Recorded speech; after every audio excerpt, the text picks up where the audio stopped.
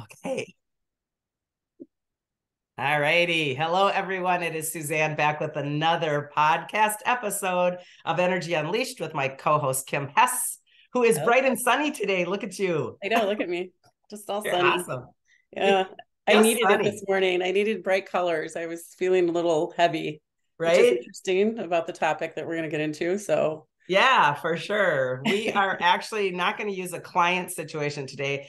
We're going to go deeper into the chakra system because we got some responses on our overall chakra podcast, which was only a couple of weeks ago, and you can look that up. Do you remember what that is titled, Kim? I think it's basic, the basics of about the chakras. So, Okay. chakras is in the title. Yep. And And I think that that's an overall view, but then we were getting a little bit of feedback on what they are specifically. So we thought, what the heck, we're going to break them down one at a time. Mhm. And obviously, starting with the very first one. So, just as an overview, again, the chakras are in the energy field of our body, they are the actual movement that takes life force, consciousness, chi, prana, all of those things. And it connects us with our consciousness to the God source, and it fuels our body, much like if we were a vehicle and we needed gasoline. And then that aura that is created from the chakra movement and consciousness is called our template, that or our bubble or our egg. And that is the equivalent of the gas tank. So when we see it all put together, I'm just going to kind of do this. We oftentimes see the chakras, the seven main ones run up and down the spine, and they always have the colors of the rainbow. And when you see the picture, in this picture, you would have the aura be the circle around it, and that is shown as yellow right now because the farthest out or template is called the Catheric template, and that aligns with the actual crown chakra. So as the chakras go up, the templates go out. So the very first root chakra has a very first close template called the etheric body template. So we're going to talk about the root chakra first because it's the foundational chakra. It's the very first chakra. And it is literally in the perineum area, to say it biologically or anatomically Come on, tell correctly. them where it But is. basically, it's your crotch. Seriously. Right? Let's be honest. And we have secondary chakras for our root chakra in our palms of our hands and the palms of our feet. So this is very important for us in terms of understanding that this is the physical foundational chakra. It has to do with our body. Each of the chakras has something different. And we're going to learn that as we go along. But this is the body, the physical chakra, the very first one. So foundational meaning, gosh, if we have a crappy foundation on our house, what does our roof look like, right? It sags. Don't want to sag. Sags and uneven and wonky. Sags is a tough word at this age. I'm just saying. That was good. So it is really an important chakra. Now, seriously, Kim, did mom and dad sit little baby Kim down when she was 3, 4, or 5 and say, hey, honey, you have chakras and your first one is the root chakra and it connects you to the earth? No, no, no. Right? Not it. We don't talk about this stuff. And it's really sad because that initial chakra is really activated in the 9th month of pregnancy, by the way. And so anybody that's a preemie out there will struggle even further with this chakra. It doesn't mean that it isn't going to be activated. You can activate it at any time, but it's important for us to understand that this is about connection to the planet. This is about us being a partner with Mother Earth itself. And we don't get taught that. That's not even a concept we can get our head around, right? No, it is not. I didn't learn anything about a chakra until I met you over 10 years ago. Yeah. So I didn't know what they were. I didn't know. I always thought of like Buddhism or something out there. Like I thought it was associated with that, but I didn't know. I had no clue what they were or how they work or how mine work. So Right. And it is Hindu, Sanskrit, all of that philosophy, and it is Eastern philosophy, which is awesome, but it's been around forever. And ever. I met this one man one time. It was so cute. He was a brand new client and he goes, this is really cool stuff. You should let people know about this. And I'm like, oh my God, oh my God. I'm like, this is not new. So, It's not, and nobody should feel bad out there if you're not aware or don't understand them, because unless you start to dive into your spiritual journey in a certain, realm, you don't know this, and Yep. it's okay, but there's plenty of information out there, and this is fun because it's a great refresher, even for me, Yeah. to get back into some things, and or even just maybe change up what I'm doing recently, you know. Well, and the root chakra is so important to our humanness. Mm-hmm. Very many times when we're on a spiritual journey, people want to get out of their body and go get enlightened, and let's activate our third eye and our crown chakra. And what will happen for people is what we would coin a mystical depression, when our chakras are way too open on the top and not open enough on the bottom. It's like, whoa, whoa, but no stability here. So the goal is to be stable all the way down all of our chakras and have them spinning in the right, direction evenly. So what that means, spinning, is that this is life force consciousness. It is light, it is love, it is frequency, it is sound, it is color, and it is information. And this is hard for people because we don't perceive information floating around in the ethers. Right. And it actually is, in terms of the light and the frequency and resonance. So this frequency resonance comes into our body, and it comes in a swirl pattern, much like a little teeny tornado. Or I often think of when you take the plug out of the bathtub and it goes like that, the little tornado. And so it comes in and it fuels our body. And it's just like when you go to the gas station and you take that little cap off and you put the hose in and you go wonk. This is our gasoline for our consciousness. And again, people don't talk about consciousness a whole lot. And this is why I think we're doing our best to bring this information forward, to say consciousness, you can't have anything in your life without being conscious. That's the key. That's the connector, right? Right. And I Right. mean, we talk about everything in life, but we don't talk about how we get there. I mean, that's it. So Well, and like, again, going on your journey and working on healing yourself, especially your physical body, this yeah. information is really important. I had no idea what I was Yeah. doing and how shut off I was.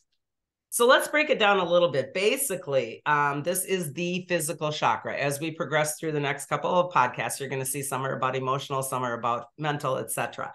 But this is the physical chakra, which means a lot of this is about survival. This is the fight or flight mechanism in us. Fight or flight, I'm going to run, and or survival. So it is all about being safe. And oftentimes when I meet with a newer client, I go, so do you feel safe? And they're like, well, yeah. And they flippantly answer that all the time. Well, yeah. And then all of a sudden their face changes, and then their eyes get glossy, and then they start to get this feeling of, and then they're like, oh, I don't know one human on this planet that can honestly say that they feel 100% safe 100% of the time, because it's just impossible, because we're so programmed, right, to not feel safe. Right. This is a very programmable chakra. And so this is, again, the foundation of the whole. So it's important for us to know that this is about our body health. This is about our structure. This is about our skeletal system. And most oftentimes, where the chakra is in the body, in the energy body, this is where the most hit of the fuel comes in. Now, again, perineum, hips, hip flexors, the entire pelvis, our bone structure, going down our legs. This is the place where the biggest hit comes, but the skeletal system for this chakra is everything. So it is the entire body, with an emphasis on those places where the fuel comes in. And oftentimes we will have dis-ease in the body with a little dash in there, dis-ease, when that fuel is not connecting and aligned to that body part. And oftentimes that can turn into disease. And so we can have all kinds of body problems, right? We can have stiffness, we can have joint problems, we can have hip problems, we can have knee and ankle and leg problems, we can have sciatica problems, and it goes on, right? Yes. And All of it. how's yours feeling these days? I'm having a hard time this week, honestly. And I have been spending time journaling, trying to figure out what's really going on with my lower body right now. So what do you think is going on? And then I'm going to chime in. I honestly, I think I'm emotionally, not only just emotionally, but physically feeling the tragedy in Maui. Ah, So I'm getting emotional now. yeah. It's there. Do you want to explain that for listeners? Because somebody out there that doesn't understand that is going, why is she upset about Maui? Um, Maui is it's on the ley lines, and it's a high female energy island. And then mixed in with the water, I'm very much a water baby or mermaid type. And so I have a huge connection to the land and the water in Maui. Yes. And, so to see that is really, really tough. Yeah. Mm-hmm. Sorry, I'm being And so emotional. no, it's Letting fine. it And out. so what Whew. I'm going to talk while you bring that in terms of it's fine. What Kim is doing right now is why it is so important for us to understand this stuff. Kim is a massive empath. She's a sensitive empath. Most of you that are listening to this podcast know that I wrote a book recently called Confident Empath. It looks like this, and she is actually what we would call a sensitive empath in terms of collective energies. And so what that Yes. means is not only is Kim struggling with the things that happen in her own life and how that affects her sense of safe, but because her psychic senses are extended into multi dimensions or other spaces and places, she can pick up not only the pain of the people in Maui and that area, but she's picking up the actual pain of the water, the pain of the fish, the pain of the dolphins, et cetera, et cetera. And it's very important for Kim to be able to discern that, because it will rock her sense of safe. It will rock her sense of being, because she's what we call empathing that, meaning she's taking it into her body. Now, Kim is pretty adept at understanding how to discern what is hers and what isn't hers. But she has been struggling with this one for the last couple of days because we talk a lot. And it is about really taking the pieces apart. This is mine. This is Maui's. Yeah. This is Kim's that got triggered because of Maui's. This is 100% Maui's. And really getting that information, I think, broken down so that she can let go of things that aren't hers. Yeah. But she's also very heartfelt and connected to that area anyway. And so it's almost like losing pieces of yourself down there. Yeah. And I think with this one, I'm feeling and dreaming, more about it's the land. Yes. Because it's such a powerful island. And I can see, like, I feel like it's the land is coming forward with a lot of pain. Well, and you did that same thing in Peru. Remember the first time I brought you to Peru, you literally, I have you on video from years ago going, it's the land. And so the mermaid energy means I can pick up the water, but I pick up the land just as much, because the mermaid sits on the rock and flaps her tail around. It's the rock you're feeling now. And it is the pain within the land itself. So is this a good thing? Yes and no, right? It's hard, it's painful, but Mother Earth, planet Earth, is about this root chakra. We are designed in our root chakra to be connected to this planetary system so that we can assist her in releasing her pain. Yeah. But as an empath, we don't want to keep it. No, and I'm working really hard to release it as it comes through, but it's continually coming through. So I'm continually working on releasing. Yeah. And it's all good. I know what's mine. I feel what's the collective.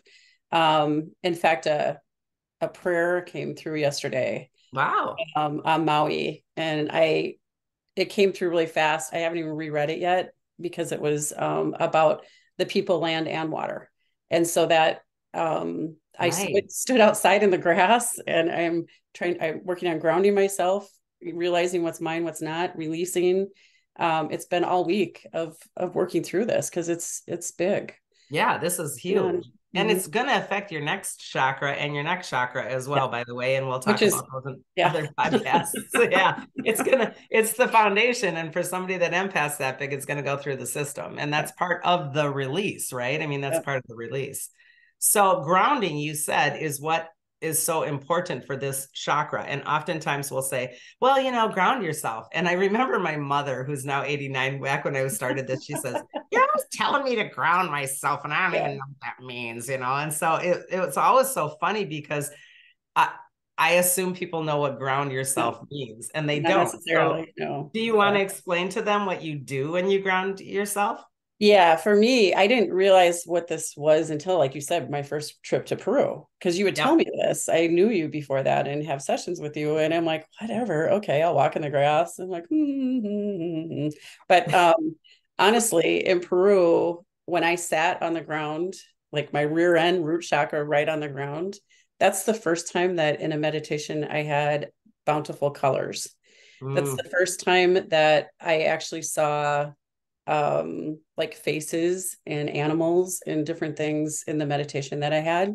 that's So for great. me now, like walking out, I can walk out barefooted on the ground and I can feel the energy of the ground coming up through my legs, up through my body. And also though, I always bring in, the kind of Father Sky energy, God source back through. So I'm able to connect fairly quickly, where before it seemed like it would take a while before I actually would connect. Right. But hugging a tree for me is a big thing. I can feel Well, the energy of trees, the tree.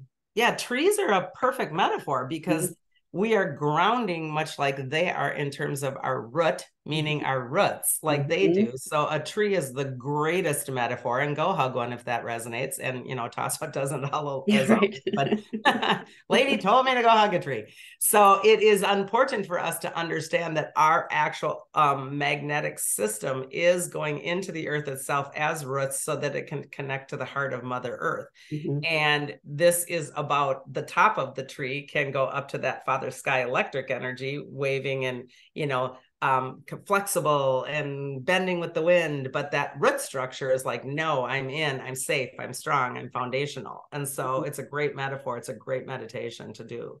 It is. It is. And Yeah. you have a good meditation for grounding on your website, that Mm-hmm. It is. bubbling, grounding and bubbling. So Free on the front page of it. Yes. So this particular chakra is really all about grounding, and grounding sometimes implies limitation to people. And I think this is why people that don't quite understand this whole concept yet go, well, I don't want to be stuck in the ground. I don't, that feels claustrophobic. And oftentimes, by the way, starseeds hate that feeling yeah. of, like, what do you mean? I can't fly out of my body. That doesn't feel safe.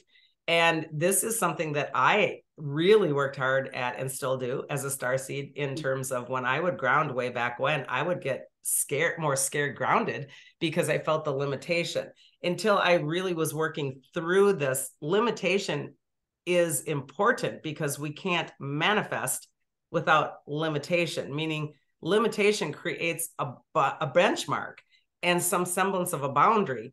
Right. And then when we manifest, we move through that and grow through that and expand that. So if we don't have some semblance of grounding and limitation, even when we're a starseed, we really aren't getting anywhere, because limitless infinite is not anything you can get your head around. Yeah. So it's Right. like it just keeps going and going, which does not make one actually feel safe.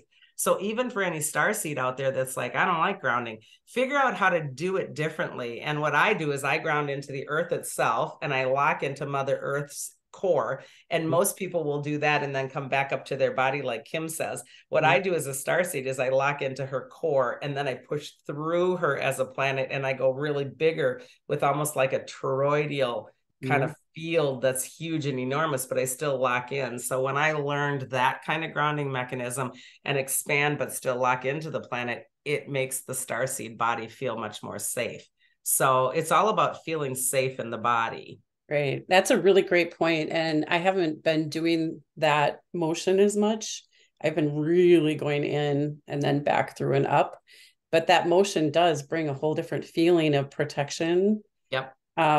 when you do it. So that's a good point. You might want to add that in right now with all the Mhm. Maui stuff, because what that does is it gives a more inclusive feel, like I'm just going to wrap Mhm. the globe, and the globe and or planet itself is a consciousness container that knows what it's doing. And it even does get raped and pillaged with things that are like, maybe those fires were started or maybe not, or all of those things that we question. And regardless, Mother Earth will know how to heal itself. And so even when it gets attacked or brings it forward in an organic way, it knows what it is doing or what to do with it. But our help is really critical.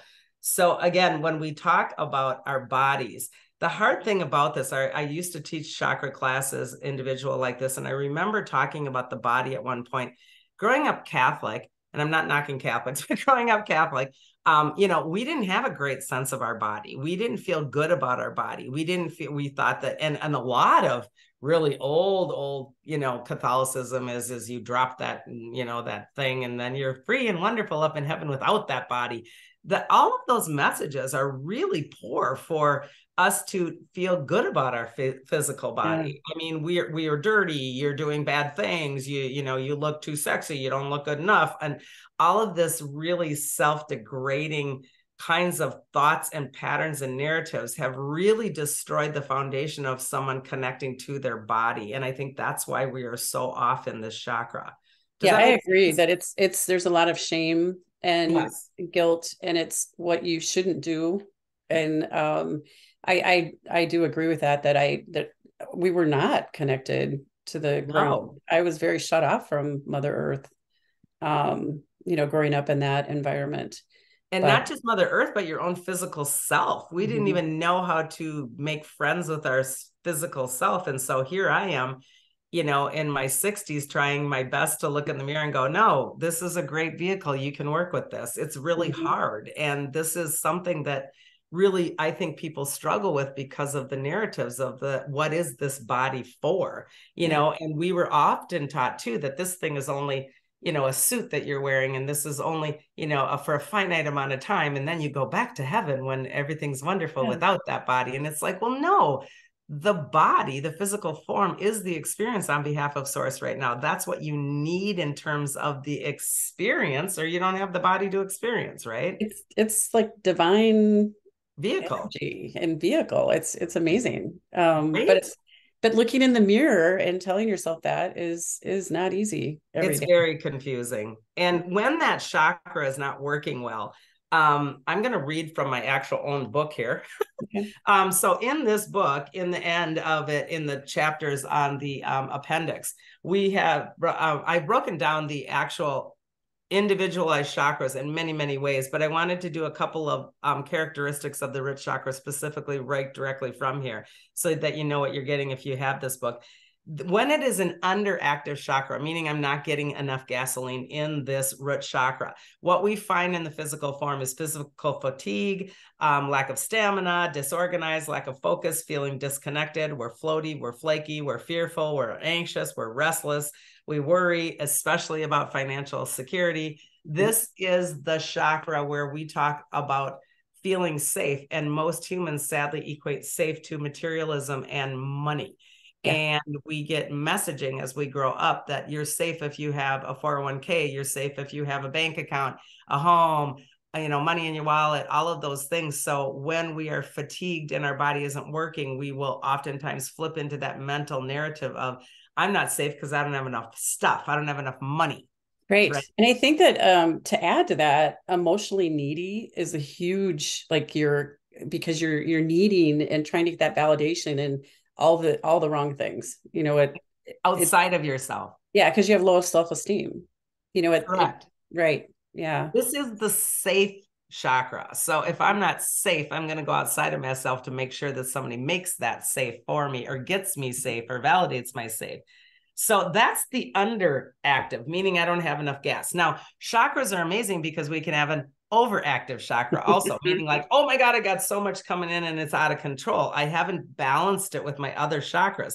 This is also dangerous. So this creates anger or irritability, rigid boundaries, stubbornness, difficult accepting change, materialism and greed, impulsiveness, or reactive nature. So this is that bleh kind of attitude. Yeah. Well, jumping everything, right? And I think that kind of person can be like a bully. Yeah. I think of a bully first when I read all of the things that are involved in that, because I'm trying to prove I'm better than you are. And it's just like you said, materialistic, self-centered place to be. Yep. This can be really, really a narcissistic chakra, as can be the will center in the solar plexus, which we'll get to later. But yeah, that's a big thing.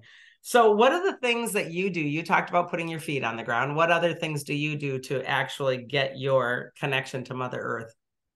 Well, I will sit down on the ground, but especially up at the cabin by the water is probably my best place to ground. But I have at home here and at the cabin put crystals in various places in the ground. Yep. So when I stand inside of the crystals, I can really feel the energy that comes through. That's But good. also just meditating, I can also get to that place, and at night, I always kind of lock down with the archangels Oh, and okay. Metatron and Sandalphon, and I definitely kind of lock down and make sure I am where I'm in my body. I'm in my house. I'm on the ground. Like Yep. I do that piece of it at night when I go to sleep. So I will never that's forget one time when I was in Peru years ago and we were in the jungle and I was with my sisters and it was pitch black because in the jungle the they light. don't they just turn off the lights like completely because they're on a generator and they just turn them off and you can't see your own hand. And we were in this little hut and the two sisters fell asleep really early and I'm the most sensitive of them and I was feeling the ayahuasca energy, the jungle energy, the actual ayahuasca energy. I didn't do ayahuasca, I just felt it because I can download that stuff and it felt so terrifying. It felt so impending doom. It was so foreign to me and it felt like it was just oozing out of the jungle and it felt like it was going to completely take me over and I was terrified and I didn't know what to do and I was almost speechless, which is we all know something that doesn't happen. What? But Like what? wait. So I didn't know, and I knew my sisters weren't going to do a whole lot to help me through that because they're going to go, "What are you doing now, Suzanne?" Right? Mhm. Because they wouldn't have felt that ayahuasca anyway. So I was kind of on my own here for literal fight or flight. I thought I wanted to run the heck out of there, and then I thought, yeah, but then you're running into the jungle where it's coming from in the black. What are you doing? Yeah. Tarantulas, you name it, right? And so I'm like, oh my God. So the only thing that I could think of was I grabbed two things actually. I grabbed my jet, which is something that I do take to Peru, which is a rock that gets you into your body more about self-protection, psychic attack, etc. Shoved that on my body and I grabbed my cell phone and I turned on my little tiny light on the cell phone and fumbled to get the little flashlight on my cell phone. I ran my cell phone up and down my body in every facet, every teeny tiny place, from a fingernail all the way down to my belly button to backside, front side, you name it, so that I could say over and over again, you're in your body. You Yeah. are here. Your body is the safe place. And I was astounded at how out of my body I was because of terror feeling Right. and how important it was to acknowledge the fact that this was my safe and not the building I was in. This was my safe. Yeah. And we can live in a box. We can live under a bridge, not that we want to. We can do anything we want to as far as feeling safe. But that's exterior. This is the safe. This thing right here that we're in is the safe. And that was a huge lesson for me. So some of the other things that I do is I do more with plants now. I keep plants in my house, get outdoor, indoor, bring the outdoors indoors. I do a lot of working at the cabin as well. Me, I'm more air than Kim is more water. I work a lot to learn about the universal structure and the earth itself and where it came from and what that has to do with the cosmos, because I'm more alien for that. I go and I work with the outdoors. I do my best to see the fairy realm, the deva in the tree, the green man.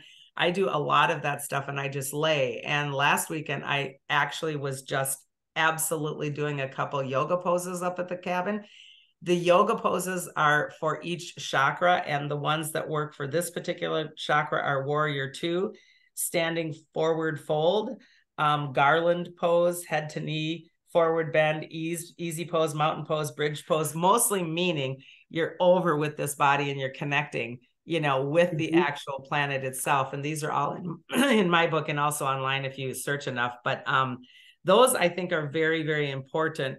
Well, But when you do yoga poses like that, like explain what do the energy fields do when you're stretching things out like that and doing you're different more movements? consciously putting those chakras and the minor chakras onto the earth. So even Okay. down dog is really awesome. And I do that a Your lot. Yep, palms and because your feet. palms are on it and then your heart is open to the planet, Oh, because you're sort of yeah. upside down.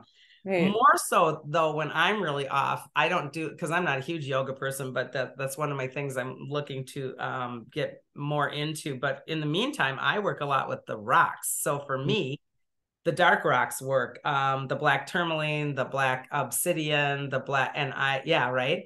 Yeah. And I work a lot with shungite. I do bloodstone is great. Tiger's eye is great for almost anything. Mhm. Hematite, anything that is red or black is part of it.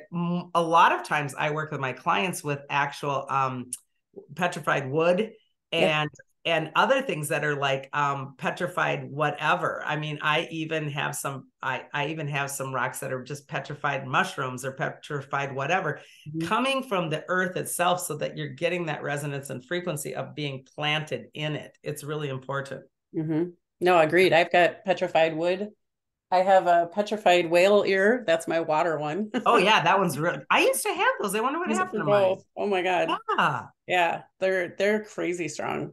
those are, especially for water Mhm. babies like you. Yeah. And then there's oils that we can use also. Patchouli, not my favorite smell. It reminds me way too much of, yeah. Anyway, nutmeg, bergamot, pine, grapefruit, myrrh, all of those. But for me, I go even extended from there. I love to do Valor. Yeah. Valor is something that puts me in my body really a lot. We work with Florida water a lot, which Mhm. clears up here, but it also keeps you in. So I think that those are really awesome essences. And the book really details a lot of them, but you can Mhm. always find your own thing. Like Yeah, Tiger's because not known. one of them that really helps me is lavender for Yeah. grounding. But I use it for several things, but for grounding, I do feel like because lavender comes out of the earth, maybe. Um, Yeah. and I love lavender plants, but that one will bring me, back in too. That's good. Yeah. Hmm. And I think you will have your favorite smells that just make you go, ah, Yeah. Yeah. And I will use clove a lot of time. Hmm. Thieves for from the Young Living line is awesome for getting back in your body. Also, this is one of the better oils for using in the body itself, especially for us Minnesotans that struggle in the wintertime with Hmm. all kinds of things, colds and such. You put it on your palms and you put it on your feet before bed. I rarely have anything go wrong in the winter time because I cover myself with that stuff and it keeps you more healthy. It keeps you more balanced. And I think Yeah, that's I super. have never tried that one, the thieves. I've tried it with other, like I think you've had it before and I've had it on, but I don't Yeah. have it here. I should definitely do that one. I'm not even exaggerating. I cover myself every single night. And the other thing I love to cover myself with in the wintertime is Vicks, just Yeah. that feeling. And I think that's actually a mental thing from childhood where you're like, oh, mom took care of me when she rubbed Vicks on my chest when I wasn't feeling good. And Yeah. it's a really grounding thing. And I've talked to people about that, clients, and they're like, oh my God, right? The Yeah. old Vicks in the blue jar. And I'm like, I know. So it's a reiteration of that I'm safe, that someone's taking care of me, that my body is being watched by someone, and it's helpful. So now we can do that for ourselves, right? I mean, Yeah, that's what's right. important. Yeah. That's really good. Yeah. Yeah. Lastly, affirmations are super important. And I talk Yes. to my Vibe Tribe about this a lot. Our online community, if you're ever interested, go to my website and check out Vibe Tribe, because it's a monthly program that gives you all kinds of information and a webcast. And on the webcasts recently, I've been saying that I have been working with affirmations a lot Mhm. more. And affirmations that, I love myself, I am worthy, I am safe, I deserve money. I was doing some hypnotherapy for a while, and it was super funny because she's like, you can't even say that you want money, much less deserve it. And I'm like, no, I can do that. I can do that. Like, no, you can't. Yeah, because poverty consciousness is a huge one Huge. that comes in this chakra. So what that means is that my consciousness aligns with poverty. And this is something that we really want to be careful with in this particular chakra. And we hand that down generation after generation. The Beagle/Worthley family is great at this. Yeah, you have no money. Yeah, you're broke. You got no, that's not a safe affirmation, right? I mean, No. that's poverty consciousness is real and it is tough and it Yeah. really ruminates in the head in this chakra. Mine was when I lost my job, that I was a failure because I lost my job, but I need to work because I need to have the money and I need to have the things and I need to work and an opportunity is not going to come again like that. What am I going to do? Yep. It took me years really to get through some of that, and it still pops up, you It's know. incredible. Yep. So Yeah. here's the concept of programming around poverty consciousness. If we are raised with the idea that we picked this planet and that our soul knows what it's doing here and that our soul is here to help connect to the heart of the planet and vice versa, if we understand we're in a relationship with another body of consciousness and God source, meaning Gaia or planet Earth, we would feel safe and maternally safe. We wouldn't put all of that on our parental mothering, right? We would Right. go, oh, I'm enveloped. I'm cocooned. I'm okay. When this bigger programming, the negative agenda, toys with us, it constantly says your body's not good enough, you don't have enough money, you don't have enough things, you aren't good enough, you aren't enough, you aren't safe. And so this is the agenda that plays out constantly in our media, in our social, in our religions, Yep. in everything, because we're separated. And this is very important for us to dive deeper into if we're in a spiritual journey, to understand the moment that I really start to understand I am truly safe, then I don't need to be toyed and programmed and taunted 24/7 by this outer voices, Right. and outer visions and outer narratives and outer, I can't even look at that ad because look at how hot that girl is and I look like this. I mean, we're doing it constantly, right? It's funny. Social media has just made that crazy. Oh my I God. think I about when we literally, didn't have social media. I mean, it was there, but it wasn't in your face all the time. You had to buy the magazine, or you had to, watch your 3 channels that we had available. So it wasn't right. there all the time. Yeah, and it's everywhere. And now this thing on Facebook or whatever it is that has reels, you're just watching these little things. And this thing came up with Jennifer Aniston, who I swear to God isn't even a real human because nobody gets to look like that. They had this unbelievable, hot, sexy ad for her promoting something new again. And I'm staring at it going, there's just no way, knowing fully that 99% of it is probably airbrushed and fake anyway. I mean, we all know that, right? But still, your brain falls for it. And then you go back and you look at your own body. And this is the body shaming that happens in the root chakra. And it's really detrimental. It is not a good thing. So to really look at the beauty of other cultures, I remember in Peru looking at the funny, shaped little older people that were just wrinkled like an apple, and their hair is just crazy, and they've got on, goofy clothes, and the beauty that exudes from them. This is what we're missing. We forget that they're connected to the ground beyond measure. Those shamans that we work with are constantly saying thank you to the ground, and they're putting little gifts to it, and they're taking little pieces of it and putting them in their pocket, and they're putting something from their pocket back on the ground. This connection is beyond understanding for us. I wish we could just take the shamans and put them in our pocket and carry them with us all day long. Or just live with them for a year and figure out what the heck we're missing, because they understand, and the peace that exudes from them is so gorgeous and beautiful. And I don't think we need to go to Peru to get that, because it's supposed to be everywhere, right? Our planet is for everyone, but we don't take the time to do that because the contorted root chakra is I need to, I should, I can't narrative that I have to go to work. I can't not go to work. I have to have the money. I should have more in my account. And all of those are killing us. I can't retire until I have this much. And, like we said, we talked about that before. Then you get to retirement and it's like, what can you do at that age? Yeah. So the root chakra, again, and I wanted to show one really cool picture. This is a wonderful book that I always tell people to take a look at. It's called The Wheels of Life, and it's older. It is a really awesome, beautiful book on these chakras.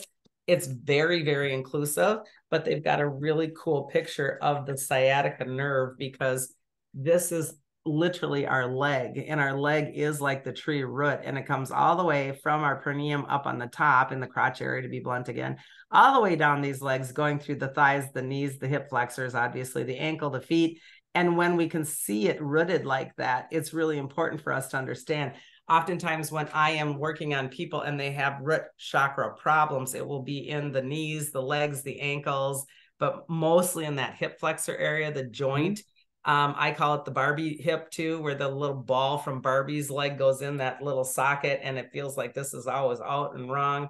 On the human body, again, for healing purposes, no matter what sex you are, the right-hand side of the body carries your male energy, left carries your female energy. So when it comes to the root chakra, our experiences that we have and see and perceive and remember with our parents reside in those hips. So my relationship with my father is on the right, relationship with mother is on the left. And when we are struggling with anger, and this doesn't mean I'm angry at my dad. I want to make this clear because people get confused. They'll go, I have a great relationship with my dad. And I'm like, that's not what I'm saying. It's the anger against the concept of the consciousness and the way that dad showed up in life that I can be angry at, meaning I might have loved my dad, but he worked all day. So there was a piece of me that didn't feel good enough to be around. Mm-hmm. That will cause a pulling back action on the right hand hip and a jerking upward action. So watch the hips because most of the time they're not the same, meaning my foundation is off again. So anger pulls back on the body and oftentimes will jerk upward. This will cause sciatica problems, hip problems. And if my right hip is off, my left is going to overcompensate, eventually hitting the knee and the ankle. So it's this game that we play. Now, conversely, on the left-hand side, my mother imaging, my own perspective of myself, etc. Lots of times this can be, again, backing up if I'm angry with that, or pulling forward and tearing outward or turning inward. So most of the times our hips are fighting like this. Mm-hmm. So it depends on how we feel about ourselves growing up with that parent. The left-hand one, meaning forward and pulling in. Oh, my mom raised us like that. I have to do that way. I need to be like my mom. That's that pulling and twisting. You can be exactly like your mom if you choose to, but please choose to. It's not because I have to. It's because I choose to. Right. So these motions that we hold in energy, dis-eases in our body can really jack up the skeletal system, and especially that sciatica, which will then cut us off from that energy input. And this is really, really detrimental to the physical form of us. Right. And I think there's many modalities. Like I went through chiropractic and tried acupuncture and all kinds of things. But as I kept peeling back that layer and layer and layer, it was more work around what was causing that from beliefs, that I had. And it took a long while to get through that. And it still pops up. Yep. And I write in the Confident Empath book a lot about my personal journeys. And my dad, I say right in there, he was the Brady Bunch dad. And for people that are younger, they're like, what are you talking about? But my dad, it was the Brady Bunch. We didn't have a tough life. I mean, we had no money, but we didn't know that was any big deal until everything fell apart. And then it was like, oh, wait, what? And so I really struggled for years and years and years. And I still do in some ways, clearing the right hip. And it's not that I was struggling with my dad. It was struggling around the concept of, oh, he was the provider. I still believed in those messages. He was the dad. He was the this, and then that was all gone. What do I do? What does that leave me with without being safe? I go into a huge personal story with that in this book to say poverty consciousness completely created my narrative of who I was and pushing forward, as did yours. And we create our story around our root chakra narrative. And this will absolutely keep us on a trajectory through our entire life until, if we choose, when we choose to say, that's bullshit, I'm not going to do that anymore. Right. And a lot of it is, it really comes from your own perception when you're watching. You're experiencing and watching and listening as a child or, young adult or whatever, and you're taking that in and then deciding what that means to you. And that's really tricky. And when it comes to safe, think of it. You can be 3 and 4 years old sitting on the floor in the corner watching two people have an argument, and forever you feel, I'm not worth, I'm not seen, I'm not validated, and I'm not safe. And no one is there for me to be safe. I mean, these are such critical belief systems that the root chakra literally is the foundation of everything. Yep. And these learned belief systems in terms of our worth and our safe and our value and our enough are all combined in this chakra. And it is absolutely the most important chakra to be working on. And I really encourage people do this one all the time because our planet is changing. Our frequency of our planet is changing, right? Well, I think this month has been hard for me. I've experienced really ups and downs because of the energy changes that are happening and the intense light that's coming in. And that's added to what I'm going through right now. It's a part of it for sure. And know where your Achilles heel is, I guess, meaning Kim's is the earth and the water and everything like that. I'm not affected by that because my alien galacticness gets affected when something's happening in the cosmos or multidimensionally, or a timeline is shifting, or we're having an astrological alignment. That's when Suzanne goes nuts. And so it's important for us to have a personal responsibility to know what my triggers are in terms of not only my personal Suzanne triggers as a human incarnation, past lives, future lives, but the entire hologram of what we're dealing with is going to trigger the actual root chakra. This is a big deal. It's a big deal. Yeah. I'm in it. In it to win it. In it to win it. Yeah. That's awesome. Well, and let's round down with Maui, because I mean, here's the deal. There's a lot of people who are being more so affected by Maui. In addition to the fires and what's happening for people and the planet itself, the other bigger agendas around that, meaning past lives of the people that, let's start here, the people that are water babies most oftentimes have past lives in Lemuria and Atlantis. And Lemuria and Atlantis is all incorporated into the Hawaii ley lines. And the information that's coming forward from ancient history on those time periods is moving out of the planetary file system, let's say it that way. And so we are being affected by that movement anyway. So then we have a tragedy, and it's going to be more. When this file system is opening up and we're having memories, if we were an Atlantean or a Lemurian, and we're having past life memories of this stuff, the so-called negative agenda doesn't want us to have those past life memories, because that's dangerous, because we remember how powerful we were as a human race. So the algorithms out in the system are going to be pulsing out a backfire feeling on that. I'm remembering Atlantis, and they pulsed out an Armageddon program. Yeah, and remember how bad it went. Remember everything blew up. Remember everything was disastrous. Remember everything burned. Now we have a scenario where it is burning, right? So it double whammies you on a past life memory. Right. And it's very difficult on your psyche and your DNA. And to remember that Kim is Kim right here in Minnesota, and she is not an Atlantean in another timeline, is difficult until we do that work of separating. But at the very same time, this horrible chaos and pain means we're getting somewhere. Right. There's a lot of things that are coming out of this from a disclosure perspective, like people are trying to gobble up that land when the people are still looking for their loved ones. Yep. And they're trying to buy up the land or take it over from a government perspective. Whatever they're trying to do is on. And nobody really knows what they're trying to do. And we're not telling you we know either. Use your own discernment on that. But keep your ears and eyes open, because when things happen, there's always a bigger picture, right? There is. And you're not going to have somebody tell you the bigger picture. I'm not going to sit here and say, this is what's happening. You need to go inside if you're choosing to get that information for yourself. And you may or you may not. But if you do the work to even go inside, you are going to be opening up that DNA file even within yourself, which is healing, but disturbing. It is. Yeah, there is a part that's very disturbing in this for all of me that's made it more emotional, I believe. Yep. That, again, it's not mine.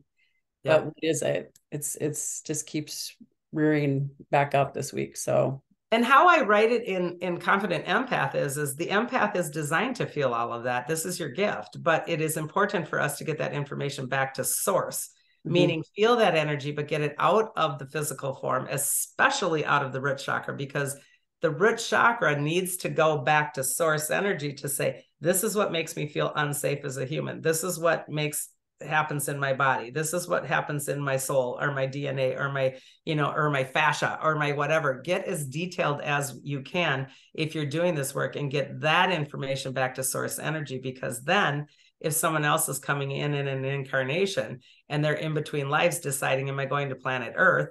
And I read, wow, that's what it feels like when an empath watches the land burn in a sacred space. They come in with a completely different agenda. They come in with a different lesson plan. They come in to save our planet. I mean, this is important, and we don't get that exchange. That's what the root chakra is about, gathering the information and bringing it home. but we gather the information and keep it. And then we get sick and then we die. Right. I don't, let's not do that. We've not been doing this right. Yeah. So anyway, No, I had 50 years of holding it all in. So right.